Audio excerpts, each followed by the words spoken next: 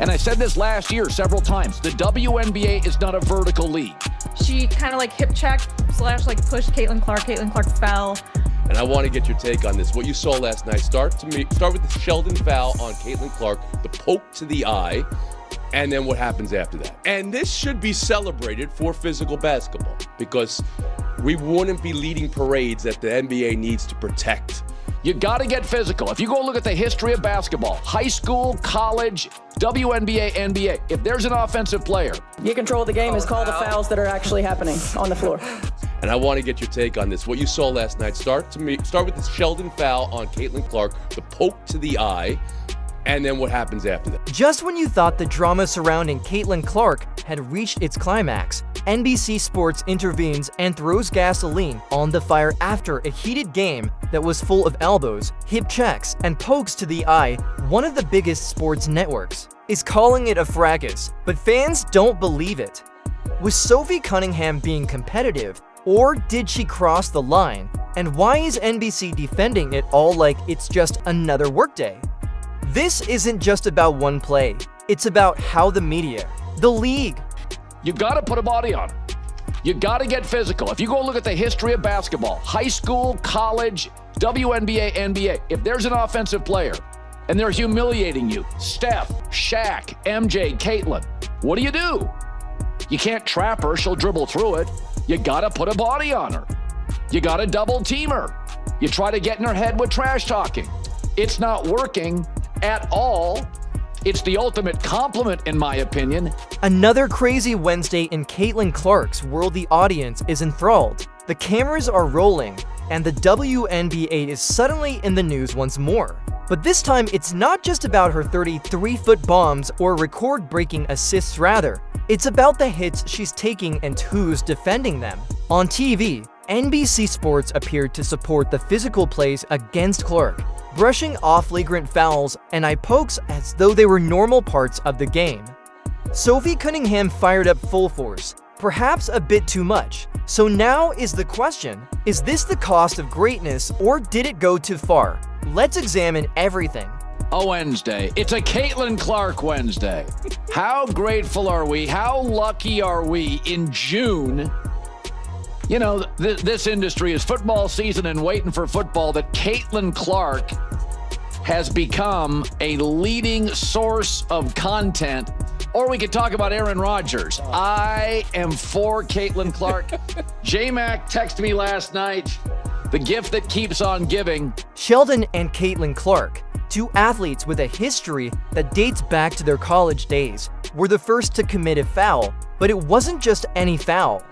As early as the second quarter, the Big Ten days were already exchanging words, and it wasn't just lip readers who saw some serious F-bombs flying from Caitlin Clark's side, demonstrating how intense this matchup had become. Then halfway through the game, Sheldon reached in and caught Clark in the face, resulting in a flagrant one, but that wasn't the end.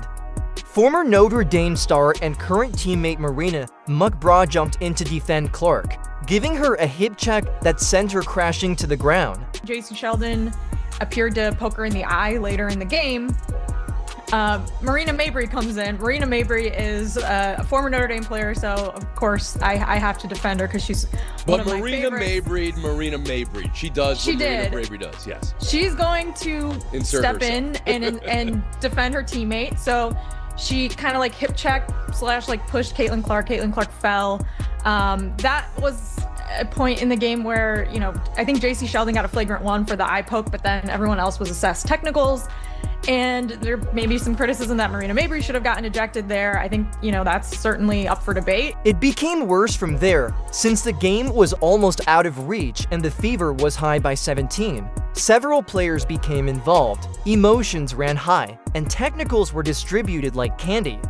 Some claimed Mabry should have been kicked out. Sophie Cunningham went one step further and blocked J.C. Sheldon from taking a fast break, which caused what NBC called a fracas. After the benches were removed, mayhem broke out, and what happened on the court in a matter of seconds had referees arguing for almost 10 minutes. And I think it's also worth noting, the Sun are not the best team in the WNBA. They're actually the worst, if not maybe like the second worst. Like the Dallas Wings are also pretty bad, but the Fever are a championship contender team. So at the end of the game, when most of the starters were out, the Fever were up by 17 points, and Sophie Cunningham decided to prevent JC Sheldon from, scoring on a layup, and that's when the fracas began. I would say everything before the fracas was just sort of basketball-y, players, defending their teammates sort of thing, and then the fracas occurred in the fourth quarter, which was, it took, the referees like 10 minutes to decide what to do. They ended up ejecting a bunch of players, including Lindsay Allen, which I don't even know what she looked like she was trying to break it up. It was just very silly, and so... This isn't hype. This is real power, and today we're diving right into it. That's exactly what Caitlin Clark did without saying a word to her fans. They didn't just cheer, they made a move so loud that it reverberated throughout the league, and Cunningham's jersey sold out thanks to Clark's growing army of devoted fans. Caitlin Clark makes her return, Caitlin Clark back in action, and 300,000 people showed up. So yes, people said, I'll wait. And when they waited, they came back and then some. When they waited, they came back and then... After the heated incident involving Marina Mabrey and JC Sheldon, Sophie Cunningham is making waves and doing it with confidence. Sophie didn't remain quiet. Instead, she took to social media to support her actions with bold retweets, tweets, petitions, and photos that went viral. She's now the face of this week's WNBA buzz, and what's even more bizarre is that people are creating fan accounts and unearthing her old football photos, revealing that she was a kicker in high school. Sophie is embracing every moment of the spotlight, demonstrating that she's not backing down and that the internet can't get enough of her. What a damn day we have had so far with Sophie Cunningham. She is standing on business. She's trending everywhere, and now she's retweeting all the drama. Sophie has simply made herself a star, which she was already famous, but at this point, she hella famous, super famous. She got parody accounts been made on her. Guys, this is lit. But let's head on over to Twitter right now. From the beginning of the video, it was evident that NBC Sports wasn't denouncing Caitlin Clark's hits. Rather, they were describing them as the inevitable outcome of her excellence. They said that Clark's game doesn't just win, it embarrasses you, and when that occurs, you either double team her or hit her hard. Clark didn't just enter the league, she kicked the door down. She's already ranked first and second in almost every offensive category, shooting deeper threes than Steph Curry did in his first MVP season. She dishes it out, and I think that it's a disservice to her as an athlete to pretend like she can't also take it. Like, I think her being someone who can play really aggressive, hard basketball and competitive basketball and can, smack talk back and forth with other players is something that's part of her game and something that, should be celebrated, as well as her long threes. Like, those are the things that we love in athletes. The NBC presented it as a chapter from Michael Jordan's early career, comparing the eye poke and knockdown to what MJ experienced from the bad boy Pistons. They said it wasn't dirty, rather, it was expected, and they reminded everyone that. Sophie Cunningham, a 6-year-old black belt who was the youngest in Missouri history, was brought to Indiana for precisely this. They claimed to have seen this storm coming, and Sophie was their insurance. So when things got rough, NBC wasn't surprised, because in their opinion, this wasn't over the top, just basketball. They brought Sophie Cunningham over in a trade for a reason. She's the youngest black belt in the state of Missouri's history, 6 years old. They brought her over to protect Caitlin Clark because they saw this puppy coming. The league doesn't quite know what to do, but the Fever did. And so, again, you got to put a body on her. You got to get fit. Dan also added that everything that people were calling dirty in the NBA, from the eye poke to the hip check, happens all the time. But when it comes to Caitlin Clark, it suddenly makes headlines. Jessica defended Marina Mabrey's actions, saying that she was simply supporting her teammate. And as for Sophie Cunningham, NBC didn't condemn her in any way. On the contrary, They implied that Indiana was wise to have her on the roster as a physical enforcer for Clark. Marina Mabrey, this is inappropriate, came over, knocked her over. Many thought she should have been thrown out of the game. Well, she didn't get a technical. It's a little bad boys Pistons with MJ. For the record, Caitlin Clark got up. She wasn't hurt. She did more trash talking. She hit more threes. She remained remarkable. Just like all the great, if you respect women, stop pandering. With her ability to hit long 33-foot jumpers and average more assists than anyone anticipated, Caitlin Clark is more than just a rookie in the WNBA. She erupted into the scene as the BBC depicted. Her style is dazzling, quick, and unavoidable. Others have likened her ascent to Michael Jordan's, emulating MJ's formative years. The Fever were at the bottom before to Caitlin's arrival, but now they're packing arenas, shattering TV numbers, and occasionally even drawing more fans than the Pacers. I do think the media is prone to do this. The media tends to be very reactionary, and the fans generally get it more than the media. So I want to start with this, J-Mac. The WNBA has arrived. Caitlin Clark's gotten really good really fast. It's like the end of year 1 for Michael Jordan or year 3 for Michael Jordan. She's gotten really good really fast. And you got to put a body on her, or you got to double team her, or she's going to embarrass you. She's shooting 33-footers. And what happened last night's a byproduct of that. This is what happened to MJ.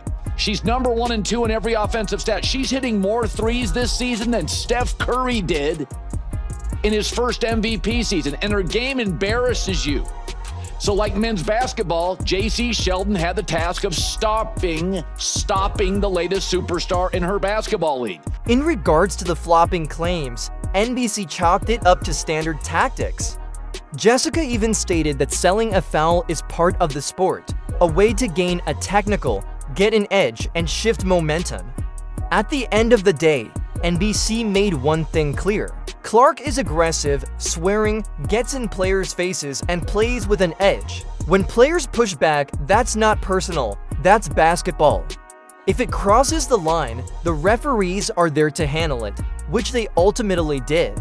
Caitlin Clark doesn't require saving. Instead, she needs room to play the game in the same loud, violent, and unapologetic manner that she has always done. She dishes it out, and I think that it's a disservice to her as an athlete to pretend like she can't also take it. Like, I think her being someone who can play really aggressive, hard basketball and competitive basketball and can, smack talk back and forth with other players is something that's part of her game and something that, should be celebrated, as well as her long threes. Like, those are the things that we love in athletes. And so I think that, this conversation is sort of spun out of control and needing to protect her. I don't think if she's going to swear at other players and get in other players' faces, then they should be able to get back in her face, and the referee should be able to assess penalties if it goes too far, which is what they did. And I agree that there's, I think, a conversation to be had about. Sophie said, a hard foul, a takedown, it wasn't subtle,